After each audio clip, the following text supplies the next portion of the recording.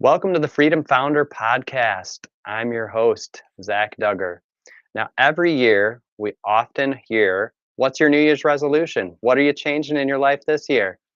And it often isn't as easy as, I'm going to the gym.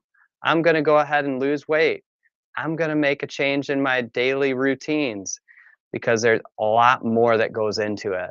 There's overcoming and adapting that occurs in our lives to be able to make those changes. Now, my guest today has had to go through a lot of that overcoming and adapting circumstances in his own life as he continues to move forward and progress, and is also helping a lot of other people do the same through his work with Inner Anthem Academy. He is the founder of Inner Anthem Academy along with his wife Seisha.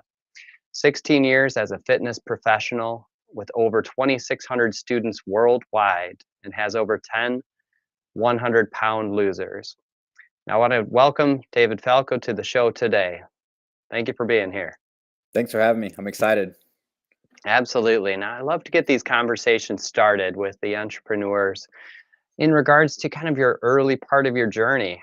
For many people, it wasn't necessarily that you just woke up one day and decided, I'm going to be an entrepreneur. I'm going to get something started on my own.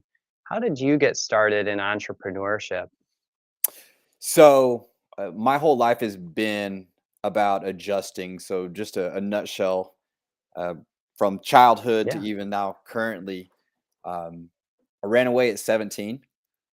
Yep. So, I was a runaway at 17. In my 20s, I was broke and lost. In my 30s, I've had three failed businesses. And I was in and out of jail just as many times during my Mhm. 30s. And now, here being at 40, I've been able to have a huge comeback, Mhm. Yep. adjusting and adapting as we talked about. And Yeah. the moral of this story is like you can make mistakes over and over and over and still progress and still learn and still move forward in the direction that you want to go, and overcome those mistakes, overcome those missteps and those shortcomings. And it's Yeah. all about the ebbs and flows. A lot of times, what I talk to my students about is like there's no such thing as balance. You have to be Yep. able to roll with the punches, and the people that adjust and adapt the best and the most are the people that are going to be successful in doing it. And the people that don't, Yeah. don't. Darwin always talks about it's not the strongest species that survives. It's not the most intelligent species that survives. It's the species that adapts the best, that's going to Yeah. continue to move forward. So, my personal journey into entrepreneurship was actually adjusting and adapting to a door getting slammed in my face. In Okay. college, in college, I was actually going to be going into the assisted living industry, Okay. and so I had done my senior practicum at an assisted living center here in Oklahoma City, Yep. and they told me, "Oh, David, you're a shoe-in. The residents love you. You know, when you finally graduate, we'll have your formal interview."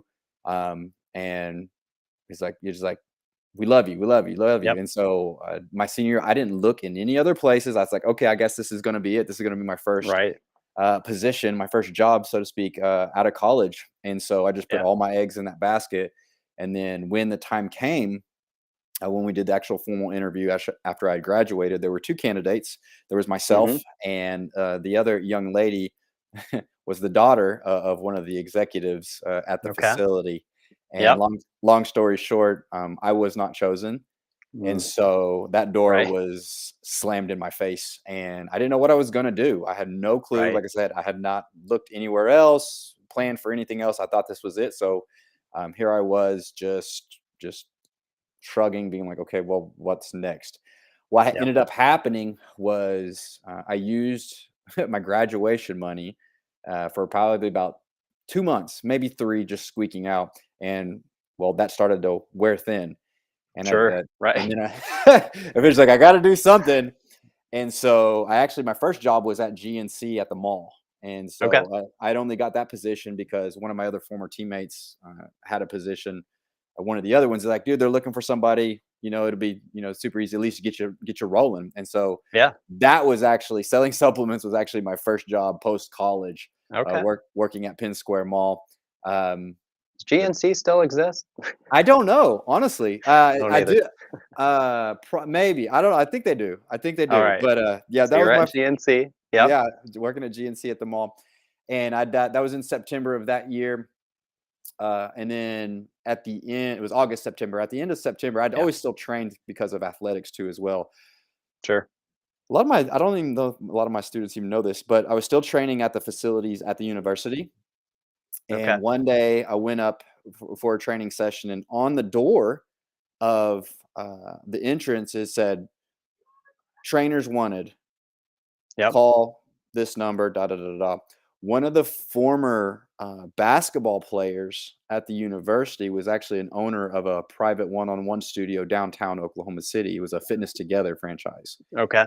and Yep. so it just struck my curiosity. Is like, huh, I never thought about it. I never thought about doing it. I don't have a degree in kinesiology or exercise science or anything like that. My Yep. actual bachelor's degree is in psychology, but Okay.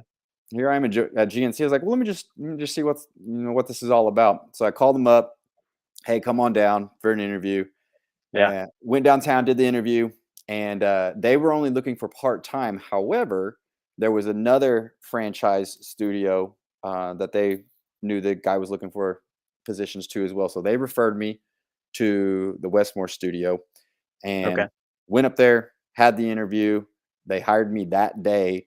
I came on board as just an entry level trainer, did all my Yep. shadowing, did all my testing, all that stuff. Within 3 months, yeah, within 3 months of being at that studio, I took over as manager. And then Okay. within 2 years, I ended up going in with a partner and purchasing the studio on my Wow. own Okay. within that 2 year period. And Yeah. that's how my entrepreneur Yeah. journey started. So I've always loved fitness. I've always been in athletics. Yep. So it is something that, fortunately, my father got me into. When I was very young, since I was 6, I started working out Sure. as early as I think 7th or 8th grade. But Yeah. I'd been in fitness and athletics my whole entire life. It was just an easy, natural transition. Yeah. Had a solid foundation, so knew the ins and outs, even though I didn't have any quote unquote formal education on it. Yep. And so it was just a really natural transition for myself. And like I said, how things transpired was just overcoming and adapting, getting an opportunity that you thought was in the bag. Like I said, having that door just slammed in your face, and you're just sitting there looking around like, okay, well, what do I do now? So Right. that's in a Yeah. nutshell how I started the Right. whole entrepreneurship. Okay. So you had some adversity early on in life. You had Yeah. mentioned some running away from your home, and Yep. also having had gone through being in jail. Now that was not necessarily during that specific period you just mentioned, but going into this career path that you had planned on, you're Mhm. pursuing, working in the assisted living field, and that door was kind of shut, and now you had to evaluate and found this next step led you into GNC, which matched some of that fitness interest. Absolutely. So you're Yeah. able to continue in that vein and continue in that path of pursuing fitness where you're working out, saw that sign, trainers wanted, and then that led you to that next step. Yeah. Okay. So then you kept walking the path. Ultimately, we're able to buy that location. Wow. Okay. Yeah. All right. So that started that journey in entrepreneurship. Now, you had a location, and what happened next with that? Were you did you continue just to expand that location? Where were your kind of growth vision from there? Great question. So we ended up, I graduated in '06. I Yep. ended up purchasing it in '08. But what allowed me to do that is in 2008 is when the recession happened. And Okay. so a lot of quote unquote additional expenses for people were getting Sure. cut. And so Yeah. this private one-on-one model that particular franchise was doing took a major hit, a major toll, because Yeah. it was Right. a luxury, right? Yep. And so, but that allowed us to be in a position to where we could actually take over. And so we did. And then from there, this was the same time. I ended up purchasing the studio. I went in with a partner purchasing a studio, but this was also the same. This is crazy. The same exact month, I discovered a new methodology of training, CrossFit, uh, Yeah. and so I actually fell in love with that because of the competitive side of it. And as I said, I've been Okay. my athletics Yep. my entire life, and so that was one thing that drew to me because after college, after all these athletics, I didn't have anything else that I could compete in. I was thinking, well, Right. I knew how to play chess, but wasn't any competitive. I was like, well, Yep. do I do paintball? Do I do like what do I do? I was missing that competitive desire. Well, when this style of method of training came along, I was like, oh, it's like you can like work out, but you're like competing against people in class. That immediately drew me in. Yep. And so Right. I went down that direction. I was still doing, obviously, I still had the studio and was doing one on one, but I was actually trying to figure out what this all was. And this was before like the big explosion, before it was Right. everywhere. There was Yeah. actually an affiliate on the other side of, I don't know, not say the other side of town, about 10 minutes from actually where the studio was at. So I would train my clients. This is crazy. Yep. I would train my clients. After training my clients, I would go work out at the noon class at the Yep. affiliate, come Yep. back in the afternoon, and then train my one-on-one clients. Let's fast forward about a year and a half into the one-on-one, I get a phone call from this guy. He says, "Hey, I'm wanting to open up this big facility. I want to have CrossFit to be a part of it, and Right. I want to partner up with you, and you lead that section, that sector of the gym." I said, "Okay." Sure. Right. Um, Ended up doing that. I still had my one-on-one studio, but then Yeah. we went in with this other guy, and we opened up this. It was an affiliate, but it was like boxing, rock climbing, CrossFit, yoga. It was kind of like the gym that tried to incorporate like everything. Right. It didn't last long at all. It was just Okay. that's a we don't have time for that story. But long story short, I had my one-on-one studio, but I was also Yep. doing the affiliate up north too as well. Yeah. I ended up deciding to shut the one-on-one studio down to go full force into the affiliate. That Yep. partnership didn't work, so I ended up opening up my own affiliate. And so at one point, I was actually literally driving equipment to and from my studio Okay. to my Yep. affiliate, kettlebells in the trunk, bumper plates in the back Okay. seat, and I was transporting equipment. I just had to make it work. Right. Just So had good suspension. yeah, yeah, yeah. So I had a one-on-one studio. I had a quote unquote, I don't even know how to say it, a micro gym experience. Yep. I had an affiliate model with CrossFit. We also Okay. incorporated a boot camp. Um, and so in regards to the fitness industry, I've done it all. Yeah. One-on-one, big micro gym, affiliate style, boot Right. camps. And now I've changed with COVID happening in 2020. Um, Unfortunately, I was part of the statistic of 33% of all gyms in the Sure. US closing down. That was Right. one of the biggest adjustments and overcoming that we had to do. And we Right. pivoted going to online. And that's what I've been doing ever since for the last 3 Okay. years is just fully online coaching. Yeah. Yep. Absolutely. That extends your reach, though. So it's in moving Absolutely. online, as we brought up in the intro there, 2,600 people worldwide Yep. allows you to connect with so many more. Now, with that online platform, one of the things that we had talked about that was unique is that it's not just with Inner Anthem Academy specifically, it's not just about teaching people how to exercise or giving them a plan for their fitness. You're looking at that psychological component and how that impacts their ability to be able to do and have success in different areas of their lives. So I'm very interested in that topic as I also have a psychology background and I Yeah. see that value and extending the offering to be more than just here's a plan and I hope you can follow through with it. Yeah. So even on our group coaching today, so we do multiple group coachings throughout the week. Yeah. So we have two different levels. I have an elite one-on-one program, and then we also have a group model too as well. But even in the group coaching today, we didn't talk about workouts or movements. Yep. Yep. We didn't even really talk about food or anything like that. The majority of today's discussions with the students that were on was just their emotional control. Yeah. And a lot of our students, they either have poor time management, their lives are very hectic, very chaotic, and they're just super stressed out. And then from that stress, they do a lot of emotional coping, and a lot of that emotional Yep. coping is with their vices. And Sure. so we have an emphasis. What's different between how we operate and other the gym is Yep. Seisha and I are more focused on how the student behaves outside of the gym. Okay. So we very little, yes, we have a program, we customize out their workouts, obviously, we customize out their nutrition, but what we're focusing on and emphasizing is how does this person behave the other 23 hours that they're not in the gym? So Yeah. it's a complete shift. It's not as like workouts are Yep. workouts. I mean, it's like people could go on Yep. Google and YouTube and find information on nutrition. They can find information on workouts. It's like that's the easy part. I want to know is like Sure. how do you respond when you've had a long freaking week and your kids are driving you crazy, or you got in an argument with Right. or you got in an argument with your spouse, or you don't even just all the normal day to day domestic things that come up that people get stressed out about. Yep. And so it's like helping our students have some self awareness of what they're doing, how they're responding to those stressors, what are their triggers, and then just simply just getting a plan of action, developing some boundaries and expectations for Sure. them Right. to help navigate those ebbs and flows of the week. And so it's funny how you said we both have backgrounds in psychology. It's actually a ton Yep. of that.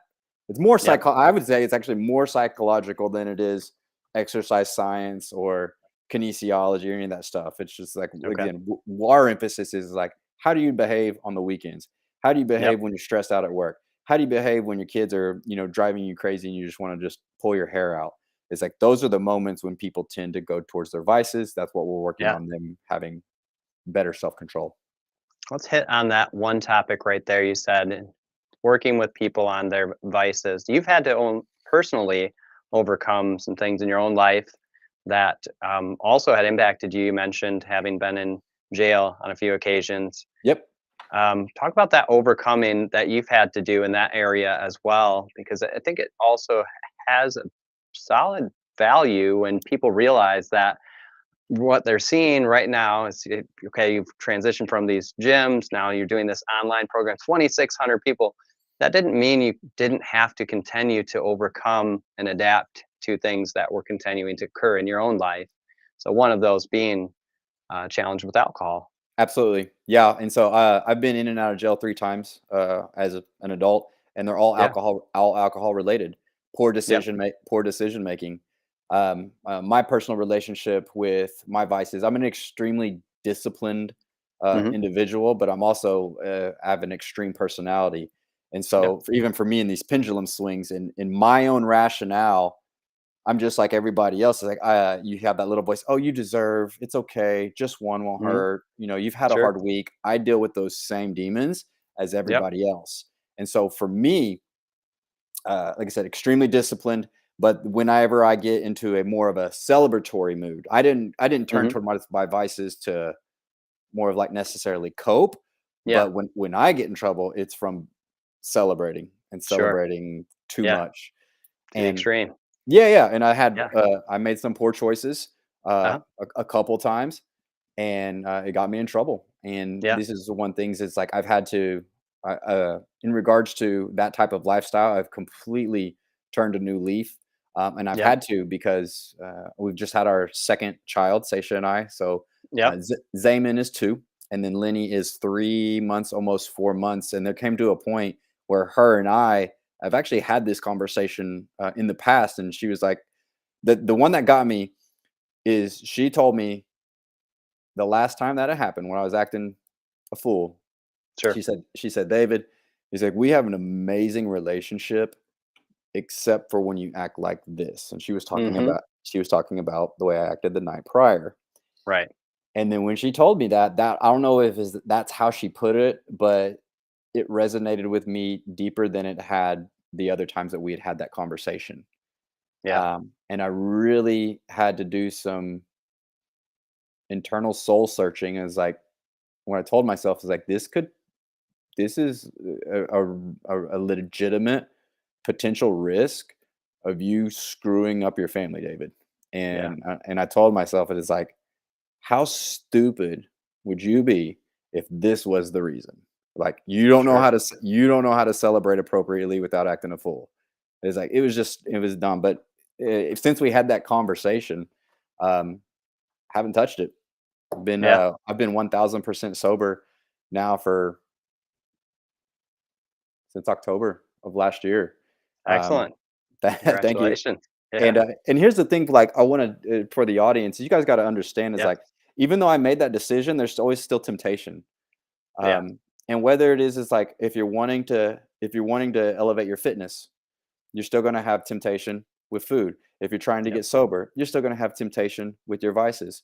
If you're trying to anytime that you're trying to level up in your life, you're still going to have those challenges. It's not just gonna open up and just come super super easy. But this is the part Right. about this, and part of my own personal testimony is, for my whole entire life, from running away to I got into some serious financial debt for me in my Mhm. 20s that I had to overcome. Like I said, I've had 3 failed businesses that I've had Yep. to adjust and overcome. And then, even like I said, recently with my relationship, or my former relationship with alcohol, um, I had to Right. adjust. I had to adjust, and it's just like, it's always going to be a test, and we need those tests. Those tests are the opportunity for us to prove to ourselves that we are strong enough to overcome them. And if you just keep working, keep plugging, and you decide that you're not going to stop, you can become unstoppable, and you can overcome anything with enough effort and enough time. I love that. I love the work that you and Seisha are doing on helping people to become unstoppable and helping to think about the times outside the gym, the 23 hours when they're not in the gym. Yeah, What are they doing during their week to be able to effectively work through the goals that they have set forth for them so that they can become unstoppable? Now, I do like to ask all my guests one question in regards to, if you were to be handed $1 million today, no strings attached, what would you do with that and why?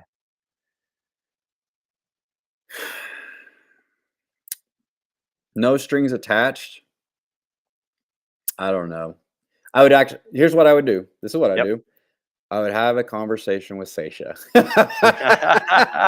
There you go. That's what I would do. So this is one of the Oh, biggest I love things. that. Yeah, absolutely. This is one of the biggest things in my own personal growth Yep. as a human and as a father, overcoming and adapting. Yeah. I at the time I was an extremely selfish person, and the reason why I became a selfish person is because I was only looking out for me because of past trauma, past situations with my childhood. Yep. And so, Yep. because of that type of situation, led me to develop is like, you need to look out for yourself, and it just became, it's like, Sure. I'm gonna do what I want. I don't Yep. care. And so, over time, uh, being in a committed relationship, having children, you have to learn to adapt. It's not all about you. So Yeah. that's obviously a loaded question. Yep. People could be like, well, I'd do this and do this and do this and do Yep. this. There's these other 3 individuals in my life that I absolutely love to the core of me, Yes. and the ma- the majority of my decisions, the big decisions, are always going to have them uh, be in consideration of Yeah. what I do. I just got back Yep. from a mastermind this weekend out in California, and it was an investment. It was a big financial investment, but the reason that I Yep. did it was because of the long view of what it is that I wanted to accomplish Right. for my family and myself. Um, Yes. and so it's like, that's, yeah. I mean, no I strings. think that's a great answer. And No. the thing about with Seisha is like, she helps balance me out in Yeah. regards to, we complement each other on our strengths and our Yep. weaknesses. And sometimes I just act very, I wouldn't say knee jerk, but I'm just Sure. more quick to respond, and just Yep. move forward with action, where she's a little bit more cerebral. She's Yeah. very inquisitive. And so we complement each other, because there's times when she's a little bit slow in the decision making process, and then there's times Right. where I am too fast in the decision Sure. making process. So Yeah. it kind of we complement each other in that. But that's what I would do Yeah. Yeah. first thing. Absolutely. No, I think that's a great answer, and I think that's a great point to leave it, really, to work within your relationship when you have a partner in your life, whether it's your spouse, your partner, a significant other, to work together collaboratively in things that you do, especially when you can see that complementary relationship that you have. And I love that your work yours together on the Inner Anthem Academy, that you can complement each other there as well. Now, if our guests want to reach out to you to find out more about what you are doing, what's the best way for them to connect with you? So obviously, it's like this is streaming on my Facebook right now, but I'm really pushing to grow my Instagram account, and so that's where I've been the Yep. most active lately. So on my Instagram, it's free Falco underscore fitness. Falco is Okay. FALCO. But that's where I'm congregating the majority of Okay. my quote unquote people who want to get in touch with me. Okay. Obviously, they've seen this on your stream or my stream Yep. on Facebook, but that would be that's the platform that I'm the most active on. So we're updating our website right now currently. So there you go. Perfect. Look at that Yep. ticker. I Free love Falco it. underscore fitness on Instagram. I Okay. love it. Yeah. All right. All right. Sounds great. Definitely. I would encourage people to reach out, not just in the area of fitness, but in life, really. All of these things that David has talked about are impactful in all areas in respect of your life, relationships, finances, health, fitness, a lot of the areas that are important to each of us. So, thank you, David, for your time again today. And I really appreciate the conversation. I know we didn't even get into some of the things that you also had to overcome and adapt to, but really clearly that's an important part of your story. But I think others need to realize that, overcoming and adapting is part of all of our lives, regardless of if the circumstances are um, super significant or if they seem minor in comparison. It's all about overcoming, adapting, building resilience, and becoming unstoppable. And here's my first tip to anybody who's a stranger. I read this in Robert Kiyosaki's book, Yep. Rich Dad Poor Dad. Uh, and it's the one line that stuck with me for almost my entire life. He talked about it's like you never say the word can't. So when we're talking about Yeah. overcoming and adapting, you never say the word can't. You just simply ask yourself, how can I? Because in one situation, your brain will turn off and accept. In another Yep. situation, your brain will turn on and will start to think about solutions. And that's big, my just theme for all of my students. Like, you want to Yep. become a solution oriented human being. So, whatever the situation, you're going to overcome it and you're going to adapt to it by asking yourself, how can I? And that will begin the process to come up with solutions that we will then pursue. Does that make sense? Yeah. Absolutely. So Definitely makes sense. that's for all of you guys out there. How can I? How can I? How can I? And you'll start to think of some answers. Never say can't. I like that. All right. Well, thank you again, David, for your time today. Really appreciated the conversation. Thank you so much. I appreciate